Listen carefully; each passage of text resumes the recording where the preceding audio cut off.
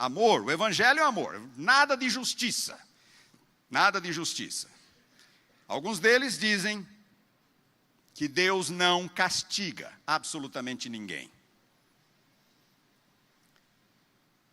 Recentemente tive que ajudar numa igreja lá nos Estados Unidos que havia sido influenciada por este conceito a partir de um escritor norte-americano chamado Greg Boyd, que escreveu exatamente sobre isso. Deus não castiga. No máximo, Deus retira sua proteção, mas é Satanás quem castiga. Deus não castiga.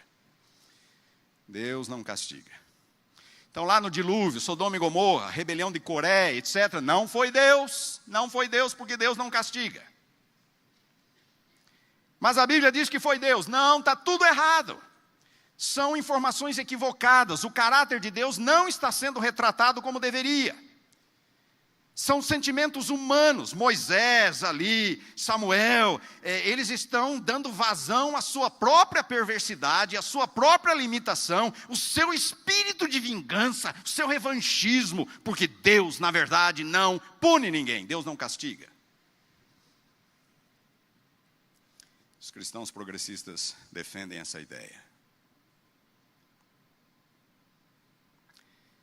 Já no segundo século da nossa era, houve um cristão chamado Marcião que defendia praticamente as mesmas coisas.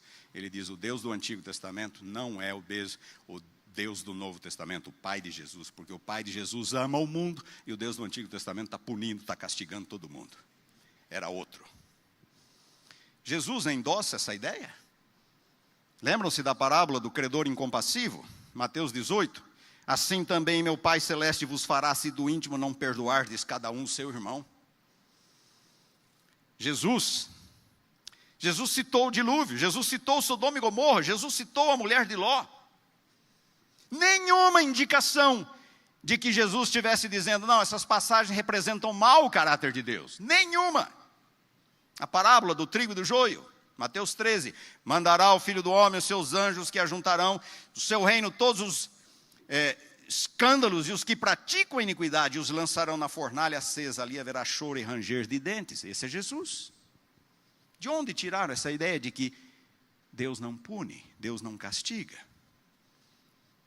Profecia de João Batista: ele vos batizará com o Espírito Santo e com fogo.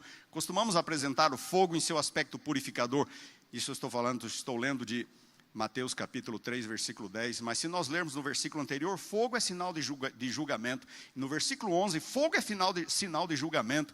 O que João Batista está dizendo é que Jesus batizaria o mundo com um espírito, transformação, salvação, e com fogo, condenação para aqueles que o rejeitarem. A morte de Jesus na cruz, a morte de Jesus. Por que Jesus morreu? Só para revelar o amor de Deus? Só para revelar o amor de Deus? Para Greg Boyd, esse autor que eu acabei de mencionar, Jesus morreu só para revelar o amor de Deus e para derrotar Satanás, não para expiar a nossa culpa. Porque se Jesus morreu para expiar a nossa culpa, então Deus castiga. Vocês estão entendendo? Se Jesus morreu em nosso lugar, então é porque Deus castiga. Aí a ira de Deus recaiu sobre Jesus. Como eles dizem que Deus não, a ira de Deus, alguns fazem piada da ira de Deus.